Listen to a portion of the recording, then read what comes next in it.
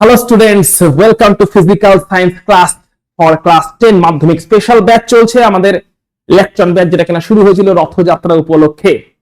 সেখানে আজকে আমরা রাসায়নিক বন্ধনকে নিয়ে এসেছি। আমরা বিভিন্ন ক্লাসের উপরে ওয়ান শট মতন করে একটা রিভিশন করার চেষ্টা করছি, যাতে কনসেপ্ট গুলো মাথায় আরো বেশি বেশি ভালো করে ঢুকে যায়। যারা আগের ক্লাসটা করেছো, তড়িৎ বিশ্লেষণের ক্লাস করেছো, তারা কমেন্ট করে অবশ্যই জানিও যে তোমার ক্লাস থেকে সবকিছু বুঝতে পারলে কিনা। কোনো জায়গায় বুঝতে না পারা থাকলে কমেন্ট সেকশনে জানিও, আর বুঝতে পেরে থাকলেও জানিও, কারণ তোমার কমেন্ট আমাকে এটা বুঝতে সাহায্য করবে যে তুমি বুঝতে পেরেছো কিনা। আর তুমি বুঝতে পেরে থাকলে আমি নিশ্চিন্ত হতে পারবো যে না, যাক বাবা, বাচ্চারা বুঝছে তাহলে, তাই না? তো বাচ্চারা যদি বোঝে, তোমরা যদি বোঝো, তবেই তো তোমাদের মার্কস আসবে। পুরো জিনিসটা তো মাথায় আগে বুঝতে হবে, ঢোকাতে হবে। তো সেটা আমি বুঝবো কি করে? তোমার কমেন্টটাই আমার কাছে ইনফরমেশন যে তুমি বুঝেছো। তাই আগের ভিডিওতে যাও, যদি যারা ক্লাস করেছো আবার যাও, গিয়ে দেখে এসো তোমরা ক্লাসটা বুঝেছো কিনা। এবং এখন যে ভিডিওটা আমরা ক্লাসটা করছি, এই ক্লাসেরও তোমরা অবশ্যই দেখে নিও পরবর্তীকালে, মানে কমেন্ট করে দিও অবশ্যই যে তুমি ক্লাসটা বুঝেছো কিনা। ওকে, তো আজকে আমরা শুরু করছি রাসায়নিক বন্ধন। বন্ধন মানে কি? বন্ধন মানে সিম্পল বন্ধুত্ব। কাদের মধ্যে বন্ধুত্ব? পরমাণুদের মধ্যে বন্ধুত্ব। পরমাণুরা বন্ধুত্ব করে, নিশ্চয়ই করে। কেন করে? পরমাণুদের বন্ধুত্ব করে কি লাভ, সেখান থেকে শুরু করছে যে ক্লাস। রাসায়নিক বন্ধন কেন হয় পরমাণুদের মধ্যে? সো দুটো কারণ আছে মেনলি পরমাণুদের মধ্যে রাসায়নিক বন্ধন হওয়ার। প্রথম কারণটাকে বলছি আমরা স্থায়িত্ব অর্জন। পরমাণুরা অষ্টক পূর্তির মাধ্যমে স্থায়িত্ব অর্জনের চেষ্টা করে। অষ্টক পূর্তি মানে কি? যোজ্যতা কক্ষ, যেটা কিনা লাস্টের কক্ষ, সেখানে 8টা ইলেকট্রন পূরণ করার মাধ্যমে স্থায়িত্ব অর্জন করার চেষ্টা করে থাকে। আর কি করে থাকে পরমাণুরা? নিষ্ক্রিয় গ্যাসের ইলেকট্রন বিন্যাস অর্জনের চেষ্টা করে থাকে। নিষ্ক্রিয় গ্যাসটা হচ্ছে পৃথিবীর সব থেকে, পৃথিবী মানে বিশ্ব ব্রহ্মাণ্ডের সব থেকে স্থায়ী গ্যাস। তো স্থায়িত্ব অর্জন করতে গেলে তাদের মতনই হতে হবে যারা সব থেকে স্থায়ী। তো নিষ্ক্রিয় গ্যাসগুলো কেমন ভাবে স্থায়ী? আইদার নিষ্ক্রিয় গ্যাসগুলোর যোজ্যতা কক্ষ, মানে সব থেকে লাস্টের যে কক্ষ আছে সেইখানে 8টা ইলেকট্রন আছে, দিয়ে তাদের অষ্টক পূর্তি হয়েছে। যেমন এই নিষ্ক্রিয় গ্যাসগুলোর এটা হয়েছে আর্গন, নিয়ন, ক্রিপ্টন, জেনন, রেডন। অথবা হিলিয়াম বলে যে নিষ্ক্রিয় গ্যাসটা আছে, তার সর্ববহিস্থ কক্ষ, যেটা কিনা যোজ্যতা কক্ষ, সব থেকে বাইরের যে কক্ষ, সেই কক্ষতে 2টো ইলেকট্রন আছে, যাকে আমরা বলছি দ্বৈত পূর্তি।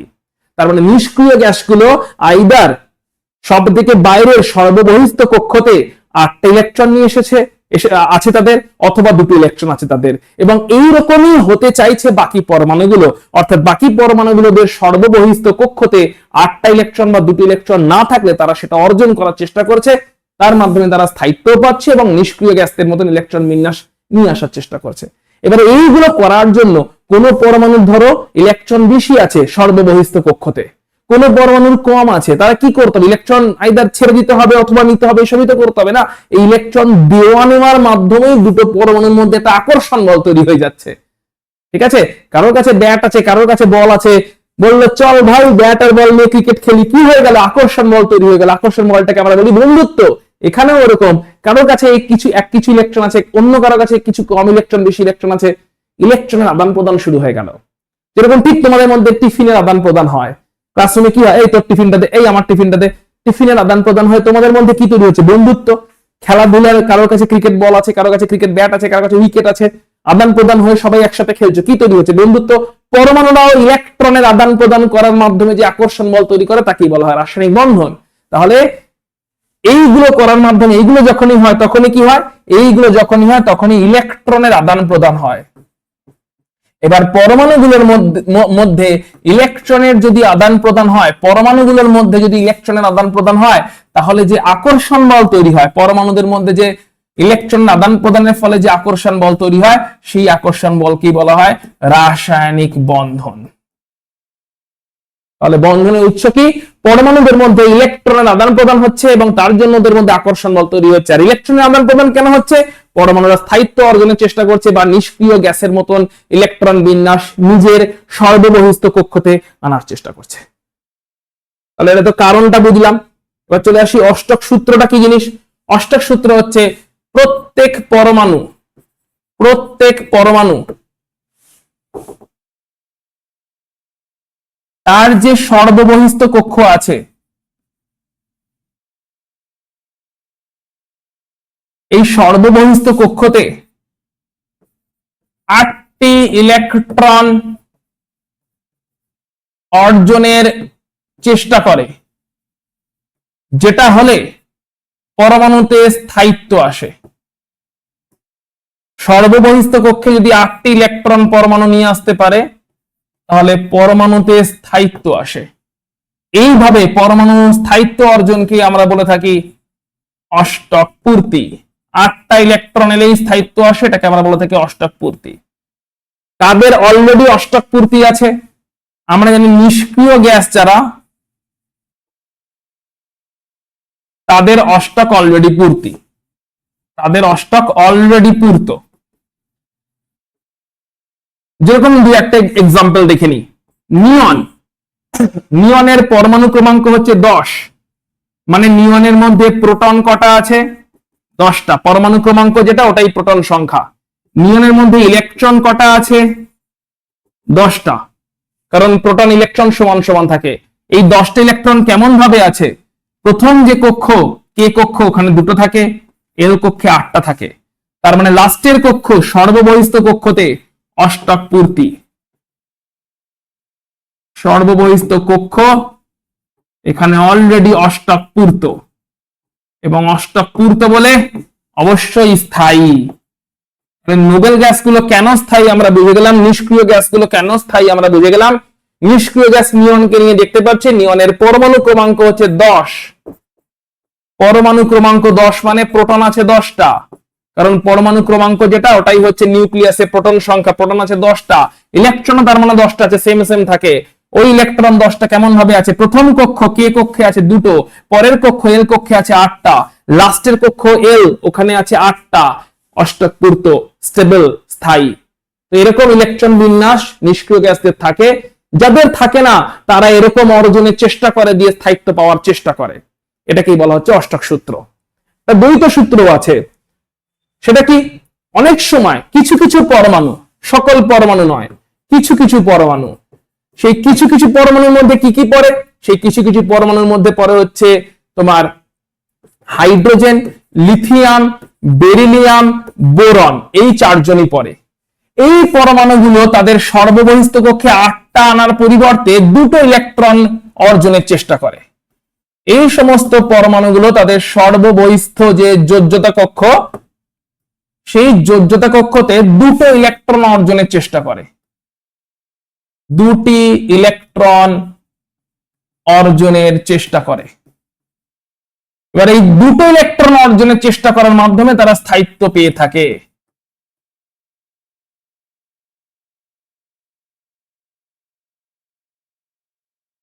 এইটাকে বলা হয় দ্বৈত সূত্র। এইভাবে স্থায়িত্ব পাওয়াকে বলা হয় দ্বৈত সূত্র। এই দ্বৈত সূত্র কারো দেখায়?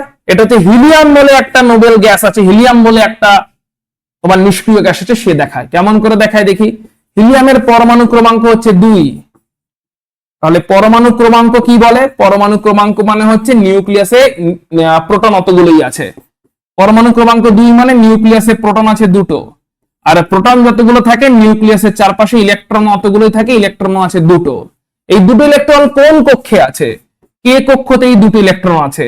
এটাই একমাত্র কক্ষ, এটাই সর্ববহিস্থ কক্ষ, এটাই, এখানেই 2টো ইলেকট্রন আছে।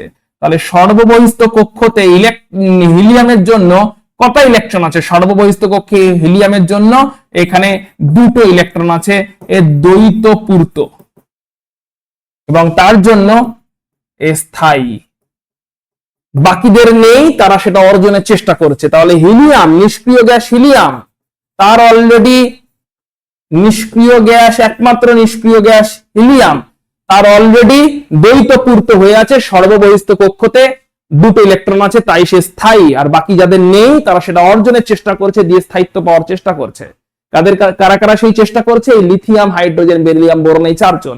বাকিরা কি চেষ্টা করছে? বাকিরা অষ্টকের চেষ্টা করছে। সূত্র দুটো ক্লিয়ার তাহলে? Very good. চলে আসছি রাসায়নিক বন্ধনের কি কি প্রকারভেদ আছে। প্রধানত 3 রকমের রাসায়নিক বন্ধন হয়ে থাকে, যার 2টো আমাদের সিলেবাসে আছে। একটাকে বলি আমরা তড়িৎযোজী বন্ধন, বা এটাকে আয়নীয় বন্ধনও বলা হয়।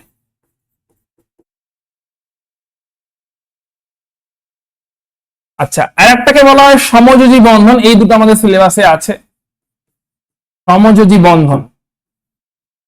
আরো এক রকমের রাসায়নিক বন্ধন হয়, যেটা আমাদের সিলেবাসে এখনই নেই, যেটাকে বলা হয় অসমযোজী বন্ধন। তড়িৎযোজী বন্ধন, সমযোজী বন্ধন, অসমযোজী বন্ধন, 3 রকমের রাসায়নিক বন্ধন হতে পারে। শুরু করছি তড়িৎযোজী বন্ধনের মাধ্যমে। কখন তড়িৎযোজী বন্ধন তৈরি হয়? যখন একজন ধাতু আছে, ধর একটা ধাতু আছে, ধাতুর পরমাণু আছে, ধাতুর পরমাণু ইলেকট্রন বর্জন করে দেয়, কারণ ধাতুরা ইলেকট্রন বর্জন করে। ইলেকট্রন বর্জন করে অষ্টক সূত্র, অষ্টক পূর্তি করে। ইলেকট্রন বর্জন করে দিয়ে কি করে? অষ্টকের পূর্তি হয়। অষ্টকের পূর্তি হয় এবং ইলেকট্রন বর্জন করে যখন অষ্টকের পূর্তি হয়ে যায় সর্ববহিস্থ কক্ষতে, তখন স্থায়ী হয়ে যায়, দিয়ে একটা স্থায়ী ক্যাটায়ন তৈরি করে। কারণ ইলেকট্রন বর্জন করেছে, ইলেকট্রন বর্জন করলে ধনাত্মক আধান তৈরি হবে। ধনাত্মক আধান কি আমরা বলে থাকি ক্যাটায়ন। ক্যাটায়ন মানে হচ্ছে ধনাত্মক আধান তৈরি করলো। ধনাত্মক আধানের ধনাত্মক আয়ন, আয়ন বলতে পারি, ধনাত্মক আয়ন তৈরি করলো, ক্যাটায়ন তৈরি করলো। ধাতুর পরমাণু ইলেকট্রন বর্জন করেছিল। অন্যদিকে ধরো একটা অধাতুর পরমাণু আছে, এই অধাতুর পরমাণু কি করবে? ও ইলেকট্রন গ্রহণ করবে। ইলেকট্রন গ্রহণ করে, কারণ অধাতু মানে ইলেকট্রন গ্রহণ করে, হয়তো ইলেকট্রন কম ছিল তাই গ্রহণ করলো। গ্রহণ করে ও তার সর্ববহিস্থ যোজ্যতা কক্ষতে 8টা ইলেকট্রন নেওয়ার চেষ্টা করবে, 8টা ইলেকট্রন বানানোর চেষ্টা করবে। হয়তো 7টা ছিল, একটা গ্রহণ করলো। ঠিক আছে, বললাম ধাতুর পরমাণু একটা বেশি ছিল, একটা বর্জন করে দিল, দিয়ে 8টা হয়ে গেল সর্ববহিস্থ যোজ্যতা কক্ষতে। অধাতুর পরমাণু ধরলাম আমার 7টা ছিল, সব থেকে বাইরের যে কক্ষ 7টা ইলেকট্রন ছিল, একটা নিয়ে নিল, দিয়ে ওরও 8টা হয়ে গেল। সকলে 8টা করার চেষ্টা করছে, কেউ গ্রহণ করে কেউ বর্জন করে। ধাতুগুলো বর্জন করছে, অধাতুগুলো গ্রহণ করছে, দিয়ে স্থায়ী অ্যানায়ন তৈরি করলো। অ্যানায়ন মানে ঋণাত্মক আয়ন।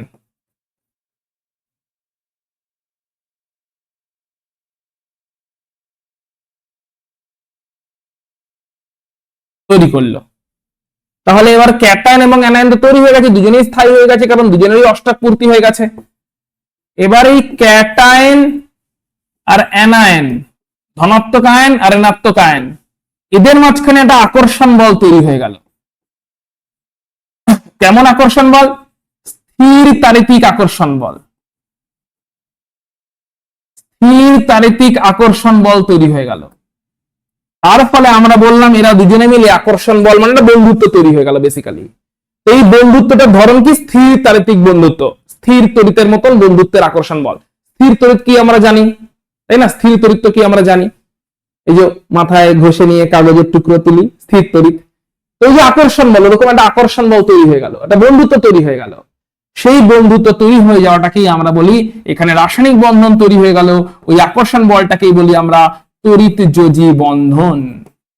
তড়িৎযোজী বন্ধন। আর এই যৌগ যেটা তৈরি হলো, এই যৌগটাকে আমরা বলি তড়িৎযোজী যৌগ। এই ক্যাটায়ন এবং অ্যানায়ন মিলে যে যৌগটা তৈরি হলো তাকে আমরা বলি তড়িৎযোজী যৌগ। তাহলে মোটামুটি কেমন করে তৈরি হয় এটা বোঝা গেল, যে ধাতুগুলো ইলেকট্রন বর্জন করে ক্যাটায়ন হয়, অধাতুগুলো ইলেকট্রন গ্রহণ করে অ্যানায়ন হয়, ওদের মধ্যে আকর্ষণ বল হয়, দিয়ে যৌগ তৈরি হয়ে যায়। বন্ধনটাকে বলি তড়িৎযোজী বন্ধন, যৌগটাকে বলি তড়িৎযোজী যৌগ। তাহলে ধাতু অধাতুর মধ্যেই কিন্তু তড়িৎযোজী যৌগ তৈরি হচ্ছে, তাই না? ধাতু হচ্ছে অধাতু হচ্ছে, তবেই না তড়িৎযোজী যৌগ তৈরি হচ্ছে। উদাহরণ দেখছি, সোডিয়াম ক্লোরাইড NaCl। তাহলে সোডিয়ামের, আচ্ছা সোডিয়াম ধাতু, ক্লোরিন অধাতু, ধাতু এবং অধাতুর মধ্যে আমরা জানি তড়িৎযোজী যৌগ তৈরি হয়। তাহলে ঠিকই আছে একদম।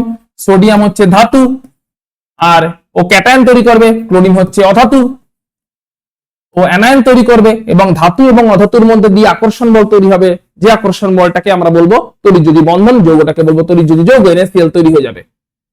সোডিয়ামের আমরা দেখি, সোডিয়ামের হচ্ছে 11 হচ্ছে পরমাণু ক্রমাঙ্ক, তার মানে কে কক্ষে আছে কটা? দুটো। এল এ আছে 8টা, আর এম কক্ষ যেটা কিনা সব থেকে বাইরের কক্ষ, ওখানে আছে একটা। তাহলে এই একটা ইলেকট্রন কি থাকবে না বেরিয়ে যাবে? এটাই তো আমাদের সব থেকে বাইরের কক্ষ।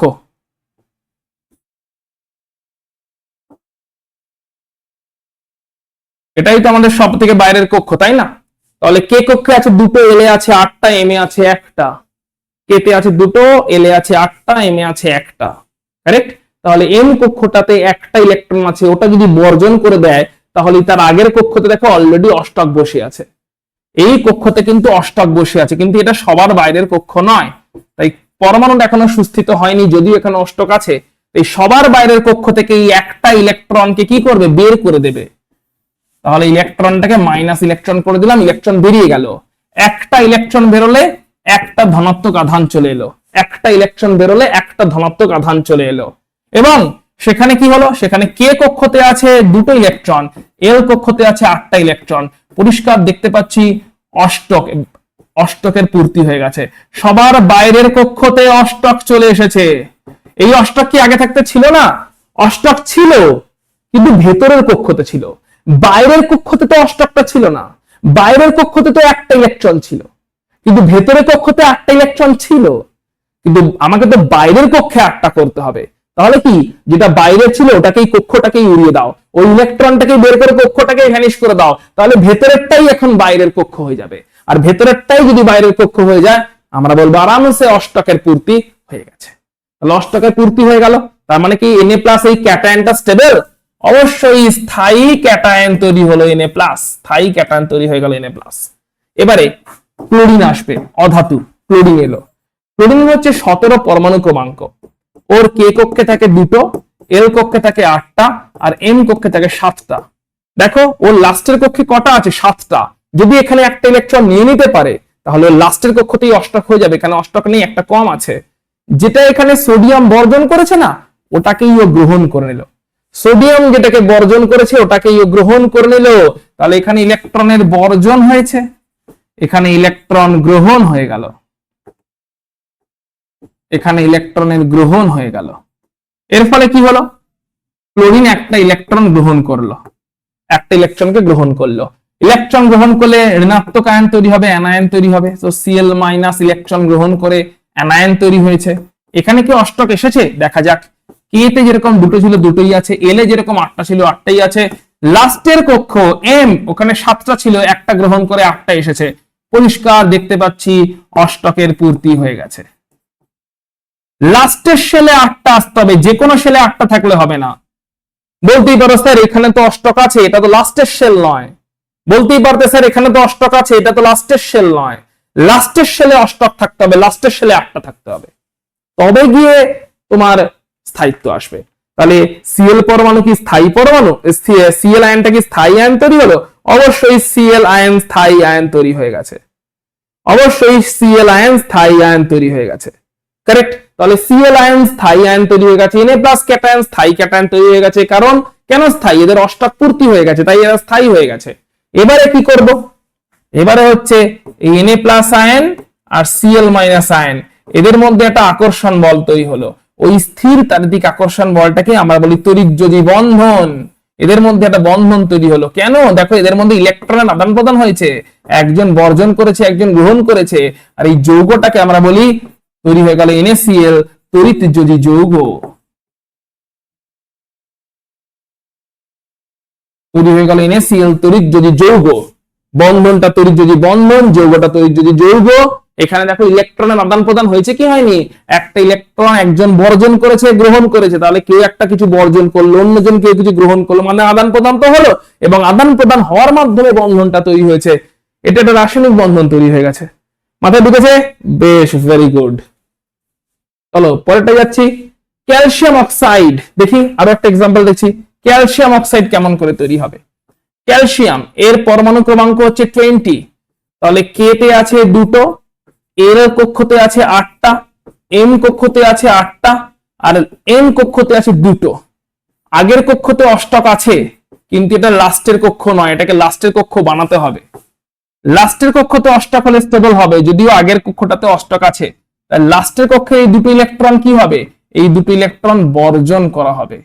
এই দুটো ইলেকট্রন বর্জন করে দেবে, তাহলে লাস্টের আগের কক্ষটা এমটা, তখন আর এমটা লাস্টের লইল না, লাস্টের কক্ষ থেকে দুটো ইলেকট্রন বেরিয়ে গেছে, তাহলেই তার আগেরটা হয়ে যাবে হচ্ছে তোমার অষ্টক, কারণ ওটাই লাস্টের কক্ষ হয়ে গেল, সর্ববহিস্থ কক্ষ হয়ে গেল। সো দুটো ইলেকট্রন বর্জন করি, দুটো ইলেকট্রন যে এবার বর্জন করে দিলাম, সঙ্গে সঙ্গে এবার কি হবে দেখো, দুটো ইলেকট্রন বর্জন করলাম, তাহলে দুটো প্লাস চার্জ আসবে, ক্যাটায়ন তৈরি হবে। ইলেকট্রন বর্জন করলে মনে রাখতে হবে প্লাস চার্জ আসে, ইলেকট্রন বর্জন করলে প্লাস চার্জ আসে, ইলেকট্রন গ্রহণ করলে মাইনাস চার্জ আসে।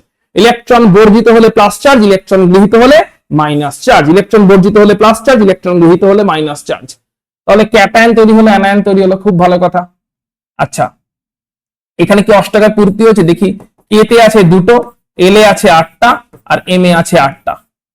অবশ্যই অষ্টক পূর্তি হয়েছে দেখতে পাচ্ছি, এবং তার জন্য স্থায়ী ক্যাটায়ন তৈরি হয়েছে। অর্থাৎ অষ্টকটা আগে থাকতেই ছিল, কিন্তু এটা লাস্টের শেল ছিল না। লাস্টের শেলে ছিল দুটো, ওই দুটো বেরিয়ে গেল, এখন ওই অষ্টকটাই লাস্টের শেল হয়ে গেছে, তার ফলে স্টেবিলিটি এসছে। তুমি জিজ্ঞেস করতেই পারো, স্যার অষ্টক তো ছিল, তাহলে এখানে স্টেবিলিটি আসেনি কেন? কারণ যে কক্ষতে অষ্টক ছিল ওটা লাস্টের শেল ছিল, লাস্টের কক্ষ ছিল না। লাস্টের কক্ষতে 8টা হলে তবে স্টেবিলিটি আসবে। ভেতরের কক্ষতে 8টা থাকলে স্টেবিলিটি বা স্থায়িত্ব আসবে না। বাইরের কক্ষতে 8টা থাকতে হবে, তবে গিয়ে স্থায়িত্ব আসবে। তাহলে এই হয়ে গেল আমাদের ক্যাটায়ন। চলে আসি এবার অক্সিজেন। অক্সিজেনের হচ্ছে পরমাণু ক্রমাঙ্ক 8। তাহলে কে তে আছে দুটো, এল এ আছে 6টা। দুটো লাগবে, তো দুটো কোত্থেকে পাবে? এই যে দুটো বর্জন করেছে ওই দুটোকেই তো গ্রহণ করে নেবে। দুটো ইলেকট্রন গ্রহণ, এই দুটো বর্জিত হয়েছিল, এই দুটো ইলেকট্রনই এখন গ্রহণ করে নিল। তার মানে যতগুলো বর্জন অতগুলোই গ্রহণ হচ্ছে কিন্তু। তাহলে দুটো ইলেকট্রন যেই গ্রহণ করে নিল, দুটো মাইনাস চার্জ চলে এসছে, O2 মাইনাস। এবার দুটো ইলেকট্রন গ্রহণ করে নেওয়াতে দুটো মাইনাস চার্জ চলে এসছে, O2 মাইনাস, তৈরি হয়ে গেছে অ্যানায়ন। এখানে কি অষ্টক হয়েছে? এই তো দেখতে পাচ্ছি, কে তে আছে দুটো, এল এ আছে 8টা, 6টা ছিল, দুটো জুড়লো 8টা হয়ে গেল, অবশ্যই অষ্টক হয়ে গেছে। এই দেখতে পাচ্ছি আমরা অষ্টকের পূর্তি হয়ে গেছে। অষ্টকের পূর্তি লাস্টের শেলে, লাস্টের কক্ষতে, সর্ববহিস্থ কক্ষতে যদি অষ্টকের পূর্তি হয়ে যায়, আমরা জানি স্টেবিলিটি পাওয়া যায়। তো এখানে স্টেবিলিটি এখানে কিন্তু পাওয়া গেল আবার। তাহলে এবারে কি তৈরি হয়ে গেল? একটা দেখো তৈরি হয়ে গেছে ক্যাটায়ন, একটা অ্যানায়ন।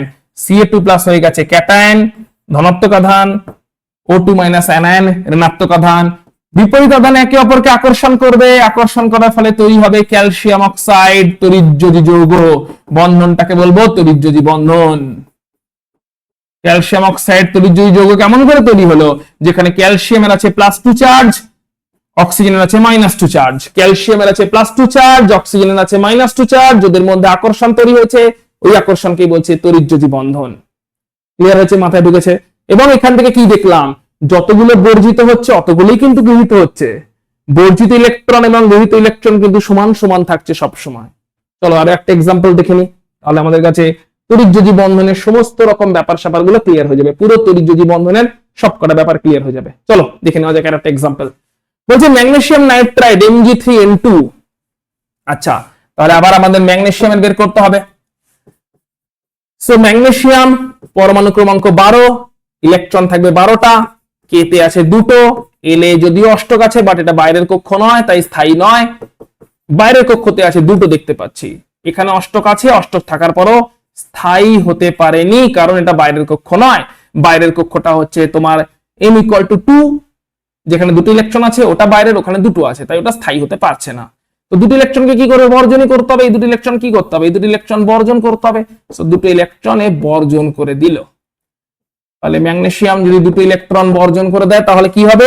ম্যাগনেসিয়াম দুটো ইলেকট্রন বর্জন করে দিলে হয়ে গেল হচ্ছে তোমার ম্যাগনেসিয়াম ইলেকট্রন বর্জন করলে আমরা বলেছি ধনাত্মক আধান তৈরি হয়, ক্যাটায়ন তৈরি হয়। ইলেকট্রন বর্জন করলে ধনাত্মক আধান বা ক্যাটায়ন তৈরি হয়। দুটো ইলেকট্রন বর্জিত হয়ে গেছে, দুটো ইলেকট্রন বর্জিত হয়ে গেছে, তাহলে 2+ ক্যাটায়ন তৈরি হয়েছে। দুটো ইলেকট্রন বর্জিত হয়ে গেছে, তাহলে 2+ ক্যাটায়ন তৈরি হয়ে গেছে। দুটো ইলেকট্রন বর্জিত হওয়ার জন্য 2+ ক্যাটায়ন তৈরি হয়ে গেছে, 2+ ক্যাটায়ন তৈরি হয়ে গেছে, দুটো ইলেকট্রন বর্জিত হয়ে গেছে বলে। কারেক্ট? তাহলে 2+ ক্যাটায়ন হয়ে গেল। এবারে তাহলে কে তে আছে দুটো, এল এ আছে 8টা। কে তে আছে দুটো, এল এ আছে 8টা, অষ্টকের পূর্তি হয়ে গেছে দেখতে পাচ্ছি, কারণ লাস্টেরটাতে দুটো ছিল, ওটা বেরিয়ে গেছে, স্থায়ী হয়ে গেছে। তাহলে একটা ম্যাগনেসিয়াম কটা ইলেকট্রন বর্জন করলো? একটা ম্যাগনেসিয়াম কিন্তু দুটো ইলেকট্রন বর্জন করলো। যৌগের ফর্মুলা বলছে 3টে ম্যাগনেসিয়াম আছে, তাহলে আমরা বলতে পারি একটি ম্যাগনেসিয়াম পরমাণু দুটি ইলেকট্রন বর্জন করে, দুটি ইলেকট্রন বর্জন করে। ফর্মুলা দেখতে পাচ্ছি 3টে পরমাণু আছে, 3টে ম্যাগনেসিয়াম পরমাণু তাহলে মোট 6টি ইলেকট্রন বর্জন করবে। মোট কিন্তু 6টা ইলেকট্রন বর্জিত হবে, যদিও বা একটা পরমাণু থেকে 2টো ইলেকট্রন বর্জিত হচ্ছিল, তাহলে মোট 3টে পরমাণু আছে, 6টা ইলেকট্রন বর্জিত হবে। এই 6টা ইলেকট্রন কাকে গ্রহণ করতে হবে? যে অধাতু আছে তাকে। ম্যাগনেসিয়াম তো ধাতু, বর্জন করলো, যে অধাতু আছে তাকে এই 6টা ইলেকট্রন গ্রহণ করতে হবে। অধাতুকে নাইট্রোজেন 6টা ইলেকট্রন গ্রহণ করতে হবে। এবার দেখা যাক নাইট্রোজেন কটা করে গ্রহণ করে। তো নাইট্রোজেনের পরমাণু ক্রমাঙ্ক হচ্ছে 7, এর কে কক্ষতে আছে 2টো আর এল কক্ষতে আছে 5টা। এই 5কে 8 করতে হবে, মানে 3টে নিতে হবে। নাইট্রোজেন তো 6টা গ্রহণ করছে না, মাত্র 3টে গ্রহণ করছে। 3টে গ্রহণ করলে N3- অ্যানায়ন তৈরি হচ্ছে। যতগুলো ইলেকট্রন গ্রহণ করবে ততগুলো নেগেটিভ চার্জ, যতগুলো ইলেকট্রন গ্রহণ হবে অতগুলো নেগেটিভ চার্জ, আর যতগুলো ইলেকট্রন বর্জন হবে অতগুলো পজিটিভ চার্জ। ক্লিয়ার? মাথায় ঢুকেছে? বেশ, তাহলে অ্যানায়ন তৈরি হলে এখানে কি অষ্টক এসেছে? এই তো, কে তে 2টো আর এল এ হচ্ছে তোমার 8টা। তার মানে দেখতে পাচ্ছি পরিষ্কার অষ্টক পূর্তি হয়ে গেছে। এবারে একটা পরমাণু কতগুলো ইলেকট্রন গ্রহণ করলো? 3টে। একটি নাইট্রোজেন পরমাণু 3টি ইলেকট্রন গ্রহণ করে, কিন্তু মোট বর্জিত হয়েছে কটা? 6টা ইলেকট্রন বর্জিত হয়েছে। তাহলে 2টো পরমাণু লাগবে না? ফর্মুলাতেও তো 2টো নাইট্রোজেন পরমাণু আছে, দেখতেই পাচ্ছি Mg3N2, 2টো নাইট্রোজেন পরমাণু লাগবে। তাহলে 2টি নাইট্রোজেন পরমাণু মোট কতগুলো করবে? এই 6টা ইলেকট্রনই তো গ্রহণ করলো। তার মানে মোট বর্জিত হয়েছিল 6টা, মোট কিন্তু 6টাই গৃহীত হয়ে গেল। যদিও বা প্রত্যেক পরমাণু কিন্তু সমান সমান করে গ্রহণ বা বর্জন করেনি। ম্যাগনেসিয়াম 2টো করে বর্জন করেছে, দিয়ে মোট 6টা বর্জন করেছে 3 জন মিলে। নাইট্রোজেন 3টে করে গ্রহণ করেছে, যে সেই মোট 6টাই গ্রহণ করেছে কিন্তু 2 জন মিলে। ঠিক আছে? তাহলে গৃহীত বর্জিত সমান সমান। এই অবস্থায় কি হবে?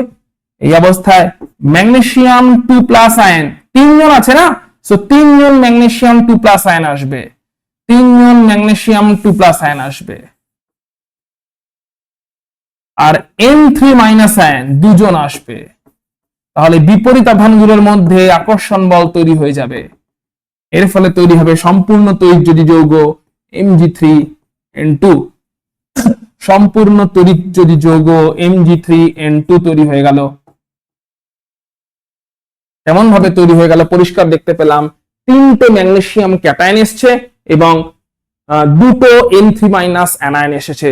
বিপরীত আধানগুলোর মধ্যে, বিপরীত আধানের মধ্যে একে অপরের মধ্যে আকর্ষণ হয়েছে এবং সেই আকর্ষণের জন্য তৈরি হয়ে গেছে Mg3N2 তড়িৎযোজী যৌগ। এইরকম আকর্ষণের মাধ্যমে যৌগ তৈরি হলে আমরা বলি তড়িৎযোজী বন্ধন আছে এবং সেখানে তড়িৎযোজী যৌগ তৈরি হয়েছে। তাহলে তড়িৎযোজী যৌগ তো বুঝে গেলাম। এবার দেখবো তড়িৎযোজ্যতা বলতে কি বোঝায়। তড়িৎযোজ্যতা মানে হচ্ছে যতগুলো ইলেকট্রন ধাতু বর্জন করে সেই সংখ্যাকেই বলে তার তড়িৎযোজ্যতা। আমরা যে কটা এক্সাম্পল দেখলাম সবকটা এক্সাম্পলের মাধ্যমে তড়িৎযোজ্যতার কনসেপ্ট এবার বুঝে নিই। তড়িৎযোজ্যতা মানে কি? সেটা হচ্ছে ধাতু দ্বারা বর্জিত ইলেকট্রন সংখ্যা, এটাই হচ্ছে ধাতুগুলোর তড়িৎযোজ্যতার মান। ধাতুর তড়িৎযোজ্যতা, যেরকম উদাহরণ দেখছি, এতক্ষণ যে উদাহরণগুলো দেখলাম সেগুলোর মাধ্যমে আরেকবার আমরা দেখে নেওয়ার চেষ্টা করছি। এতক্ষণ যে উদাহরণগুলো দেখলাম সেগুলোর মাধ্যমে আমরা আরেকবার দেখে নেওয়ার চেষ্টা করছি। সোডিয়াম একটা ইলেকট্রন বর্জন করেছিল, এই সোডিয়ামের তড়িৎযোজ্যতা 1। ম্যাগনেসিয়াম 2টো ইলেকট্রন বর্জন করেছে, তাই ম্যাগনেসিয়ামের তড়িৎযোজ্যতা 2। ক্যালসিয়াম এও 2টো ইলেকট্রনই বর্জন করেছে, তাই ক্যালসিয়ামের তড়িৎযোজ্যতা 2। অ্যালুমিনিয়াম 3টে ইলেকট্রন বর্জন করে, যে 3+ চার্জ তৈরি করে, তাই এর তড়িৎযোজ্যতা 3। যে যতগুলো ইলেকট্রন বর্জন করে, ধাতু যদি হয়, এরা সকলেই ধাতু, যতগুলো করে ইলেকট্রন বর্জন করছে সেই সংখ্যাটাকেই বলছি তড়িৎযোজ্যতা। অতটাই চার্জ তৈরি হচ্ছে। সোডিয়ামের তড়িৎযোজ্যতা 1, একটাই প্লাস চার্জ। ক্যালসিয়ামের তড়িৎযোজ্যতা 2, 2টো প্লাস চার্জ। অ্যালুমিনিয়ামের তড়িৎযোজ্যতা 3, 3টে প্লাস চার্জ। যতগুলো তড়িৎযোজ্যতা অতটাই প্লাস চার্জ তৈরি হয়, কারণ অতগুলো ইলেকট্রন বর্জন করে। এবার অধাতুর জন্য কি হবে?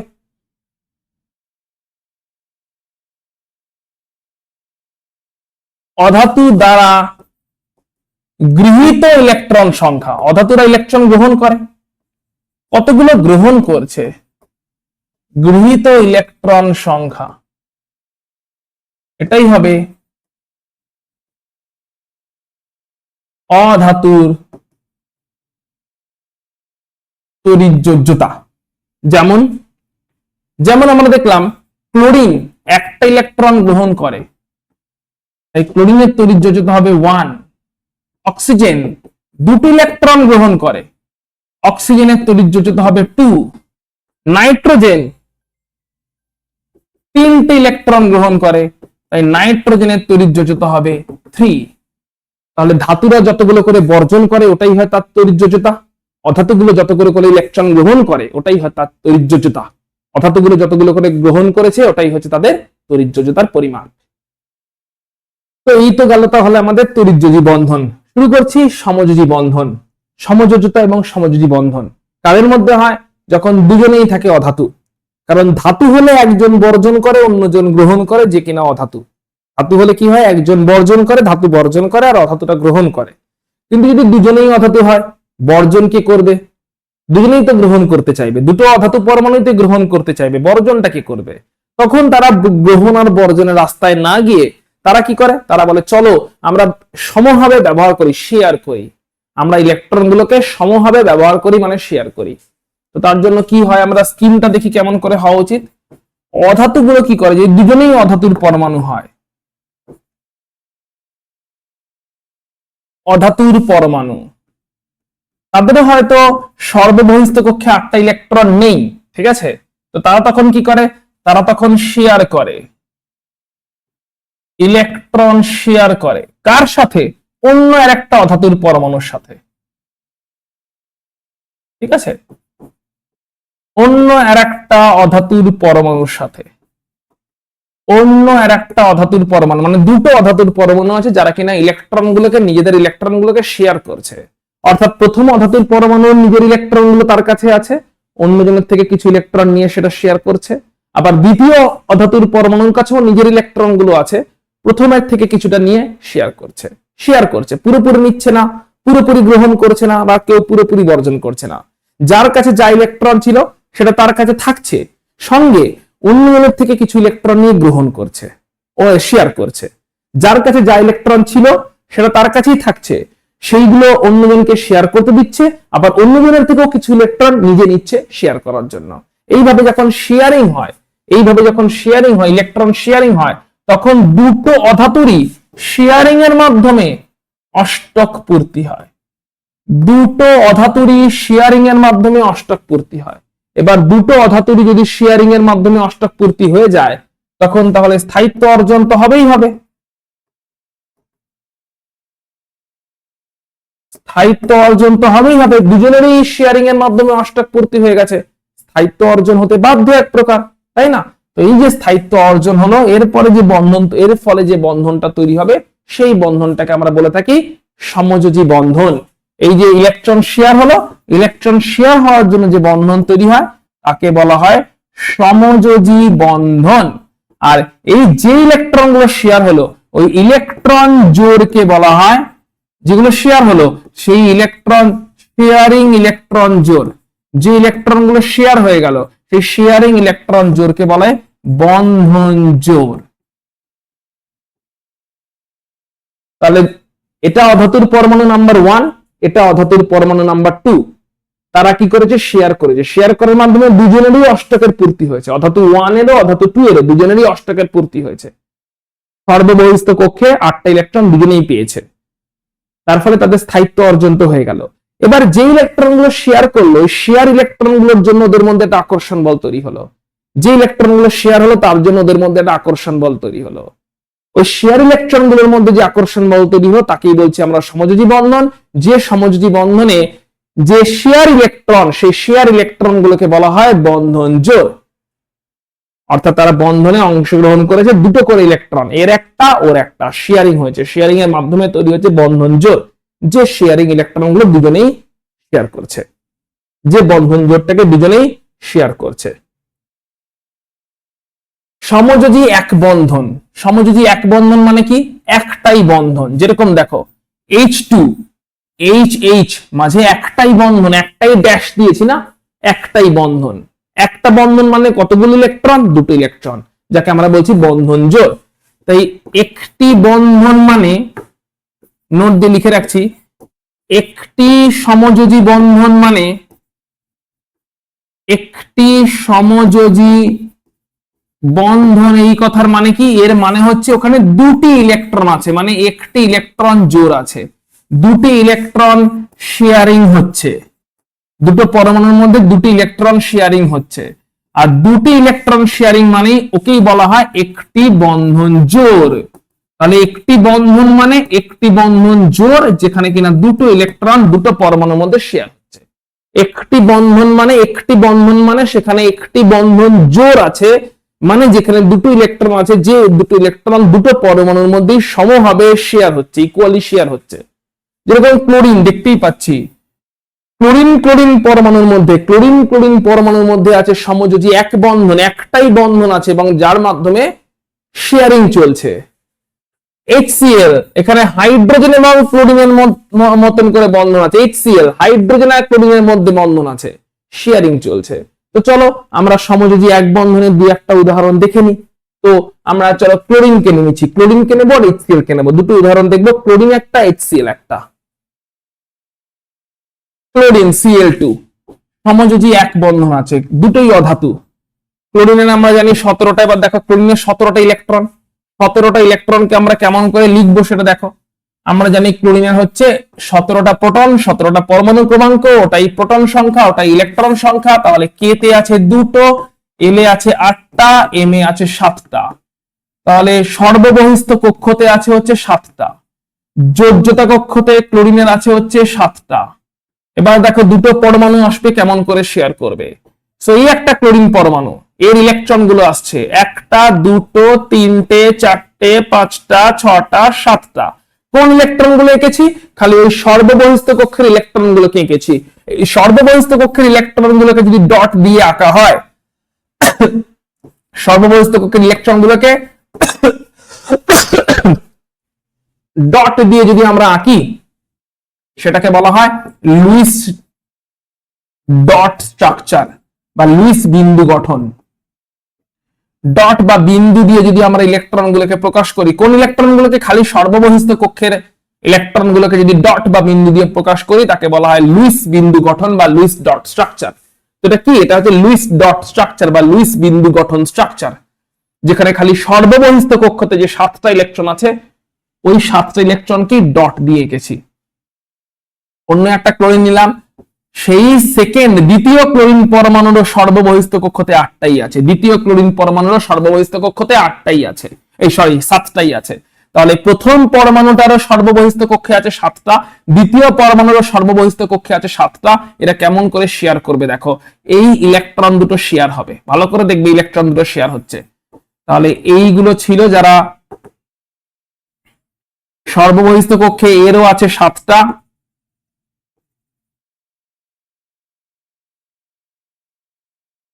আর সর্ববহিস্থ কক্ষে অন্য ক্লোরিনটারও আছে 7টা।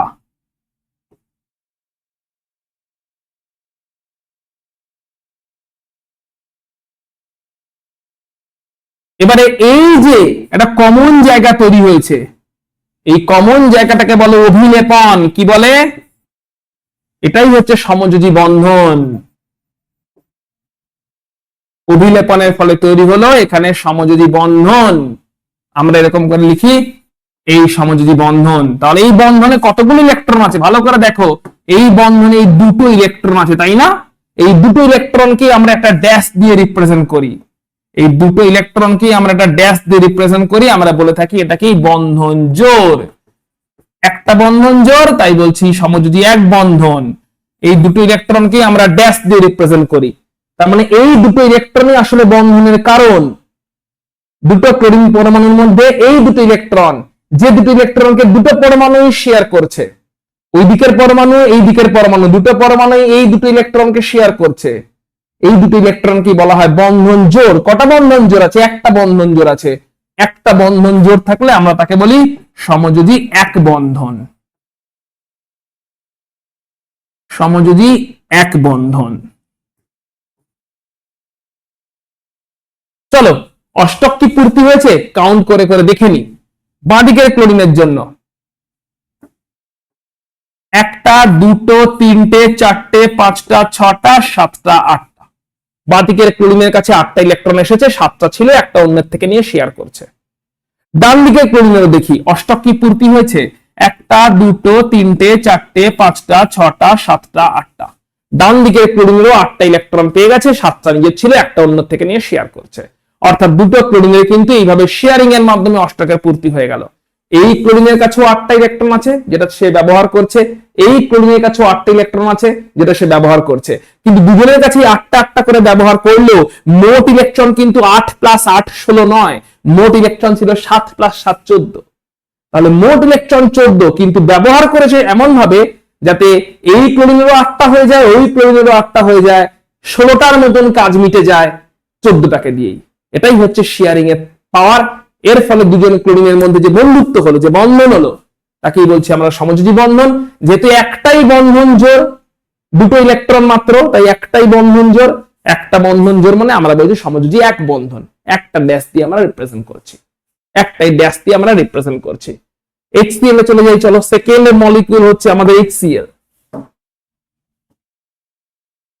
এখানেও সমযোজী এক বন্ধন আছে, হাইড্রোজেন ক্লোরাইড। HCl বা হাইড্রোজেন ক্লোরাইড। সো হাইড্রোজেনের পরমাণু ক্রমাঙ্ক হচ্ছে 1। কে কক্ষে ওই একটা ইলেকট্রন আছে। আর ক্লোরিনের তো এক্ষুনি আমরা দেখলাম, ক্লোরিনের সবার বাইরে কটা আছে, 7টা আছে, এক্ষুনি আমরা দেখলাম। কে তে 2টো থাকে, এল এ 8টা থাকে, আর এম যেটা কিনা সবার বাইরে ওখানে 7টা থাকে। আর হাইড্রোজেনের তো একটাই থাকে, ওটাই বাইরে ওটাই ভেতরে। তো চলো তাহলে আমরা লুইস বিন্দু গঠন এঁকে ফেলি। হাইড্রোজেনের লুইস বিন্দু গঠনে একটাই ইলেকট্রন আছে, আর ক্লোরিনের লুইস বিন্দু গঠনে সব থেকে বাইরের কক্ষতে যে 7টা আছে ওই 7টাকেই আঁকবো। সব থেকে বাইরের কক্ষের যে 7টা আছে ওই 7টাকেই আঁকবো। এবার এদের মধ্যে কেমন করে দেখো শেয়ারিংটা শুরু হচ্ছে। এই হাইড্রোজেনের ছিল একটা, আর এই ক্লোরিনটা ছিল হচ্ছে 7টা। 1 2 3 4 5 6 এই 7। তাহলে এই জায়গাটাই তো সমযোজী বন্ধন, যেখানে কিনা দুজনের মধ্যে আকর্ষণ বলটা তৈরি হয়েছে। এই জায়গাটাই তো সমযোজী বন্ধন, যেখানে কিনা দুজনের মধ্যে আকর্ষণ বলটা তৈরি হয়েছে, তাই না? এবার তাহলে এখানে বন্ধন জোর কটা? এই বন্ধন তৈরি করতে গিয়ে বন্ধন জোর কটা? একটাই বন্ধন জোর। জোর মানে তো দুটো ইলেকট্রন, ইলেকট্রন কটা? দুটো ইলেকট্রন, মানে বন্ধন জোর কটা? একটা বন্ধন জোর। তাহলে একটি বন্ধন জোর আছে, দুটো ইলেকট্রন আছে যারা কিনা শেয়ার করছে, দুটো ইলেকট্রনের মধ্যে শেয়ারিং হচ্ছে। দুটো ইলেকট্রন মানে একটি বন্ধন জোর, একটি বন্ধন জোর মানে এক বন্ধন। সমযোজী এক বন্ধন তৈরি হয়েছে। এক বন্ধন মানে আমরা একটা ড্যাশ দিয়ে বলবো এক বন্ধন তৈরি হয়েছে। এক বন্ধন মানে এখানে একটি বন্ধন জোর আছে, মানে দুটি ইলেকট্রন আছে, যে দুটি ইলেকট্রন হাইড্রোজেন এবং ক্লোরিন সমভাবে ব্যবহার করছে, এবং তার ফলে এদের স্থায়িত্ব অর্জন হয়েছে। তাহলে এক বন্ধন বুঝে গেলাম। চলে যাচ্ছি সমযোজী দ্বিবন্ধনে। সমযোজী দ্বিবন্ধন কখন হয়? সমযোজী দ্বিবন্ধন এটা কখন হবে? এই যে ডাবল বন্ড, অক্সিজেন অণু, অক্সিজেন অণুতে ডাবল বন্ড আছে, এটাকে আমরা বলছি সমযোজী দ্বিবন্ধন। ডাবল বন্ড মানে দুটো বন্ধন আছে, তাই দুবার ড্যাশ দেওয়া হয়েছে। তার মানে সমযোজী আমরা কি বলতে পারি? সমযোজী দ্বিবন্ধন মানে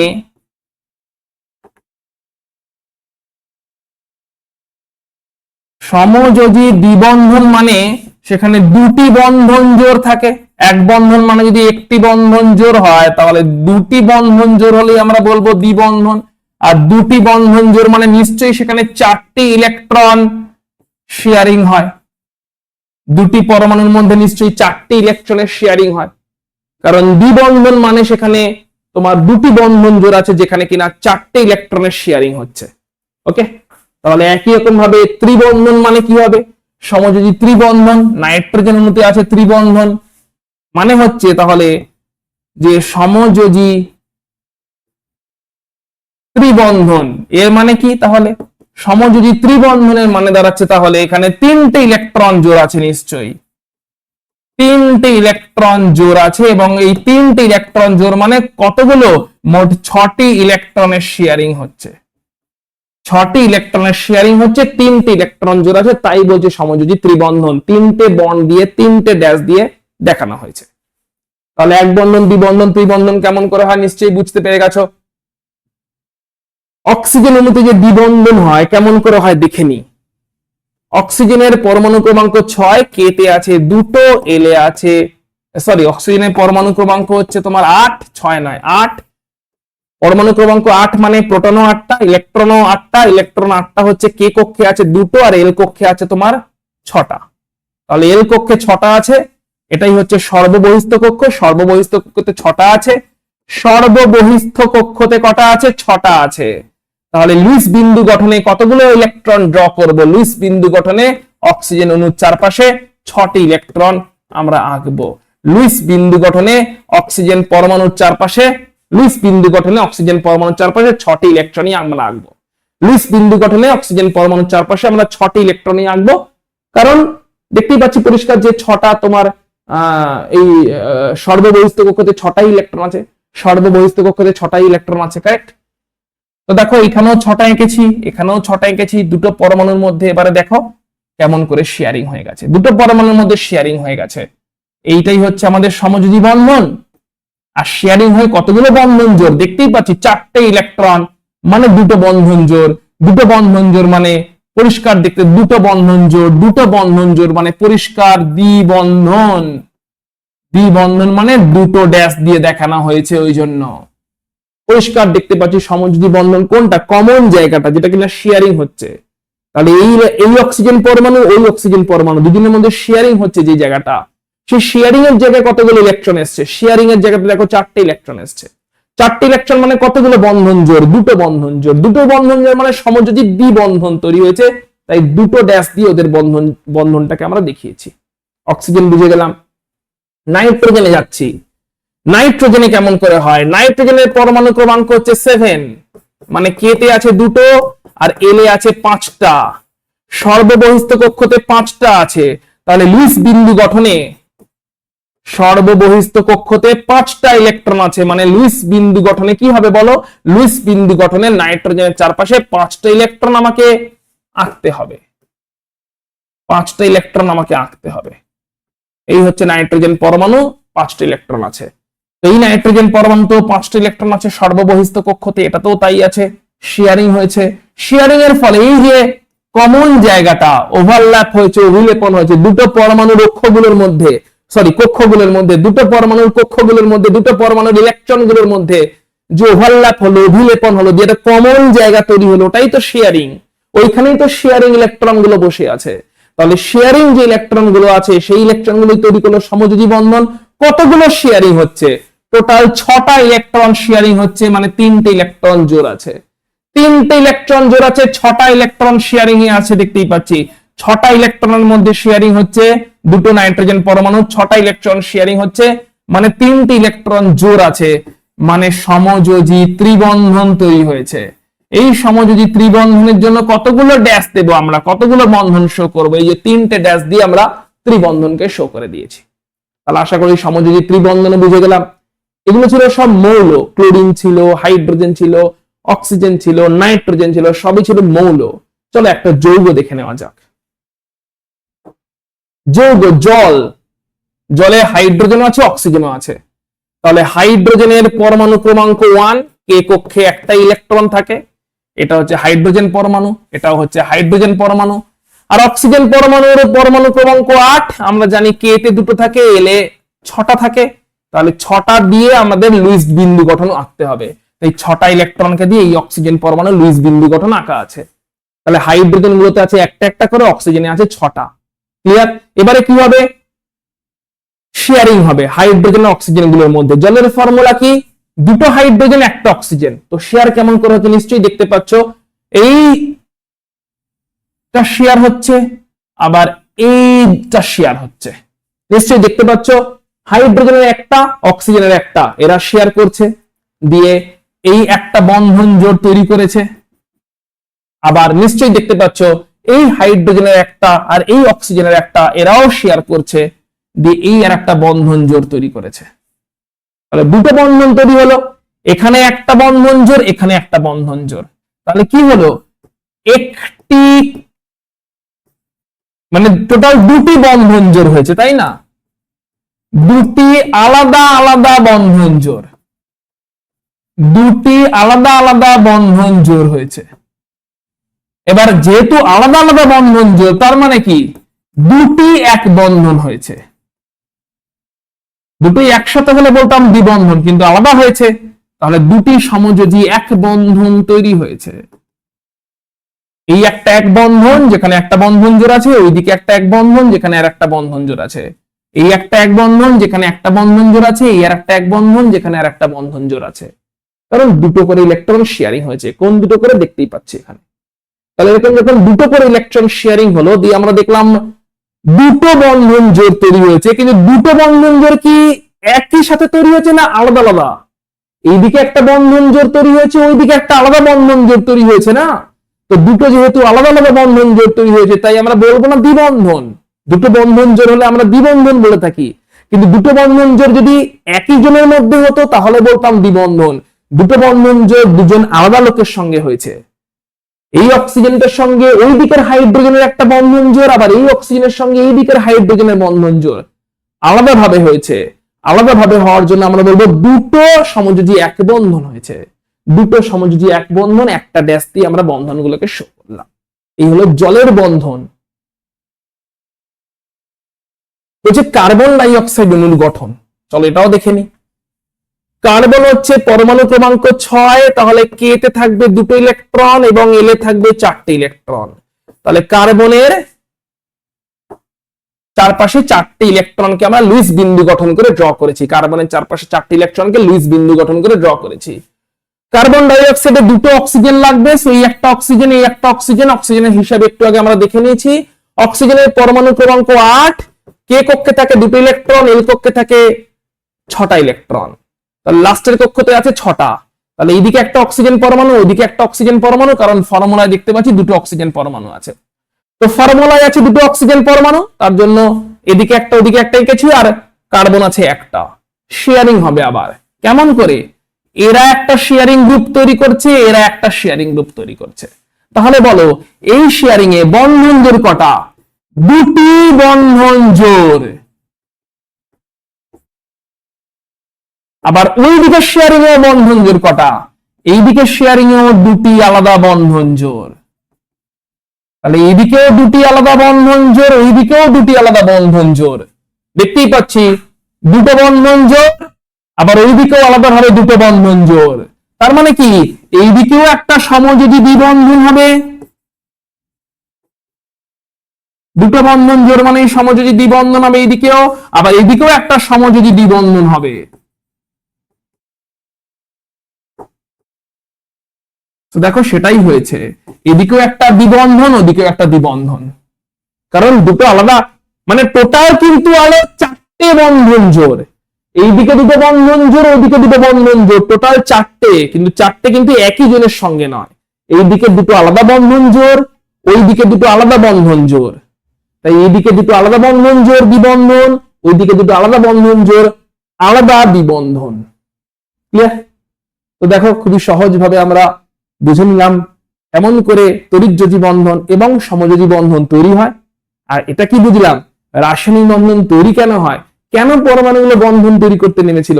পরমাণুগুলো কি আসলে বন্ধন তৈরি করতে চেয়েছিল, না আসলে শুধু উদ্দেশ্য ছিল অষ্টক পূর্তি হবে, স্থায়িত্ব পাবে, কিন্তু অষ্টক পূর্তি করতে নেমে বন্ধন হয়ে গেল। আমাদের একটা চ্যাপ্টার পড়তে হলো। সমযোজী বন্ধন, তড়িৎযোজী বন্ধন, রাসায়নিক বন্ধন কমপ্লিট হচ্ছে এখানে। ভালো করে ভিডিওটা দেখে নেবে, প্রয়োজনীয় নোটস দরকার হলে খাতায় লিখে নেবে এবং কমেন্ট করে জানাবে যে তোমাদের মাথায় সবটা ঢুকেছে কিনা, প্রপারলি সবটা ঢুকেছে কিনা আমাকে কমেন্ট করে জানাবে। কারণ তোমার কমেন্টের থ্রু দিয়ে আমি বুঝতে পারবো যে তুমি বুঝেছো কিনা, আমি তাহলে একটু নিশ্চিন্ত হবো। পরে এরকমই আরো একটা ক্লাস নিয়ে তোমার সঙ্গে দেখা হচ্ছে। আজকের মতন tata, take care and bye by.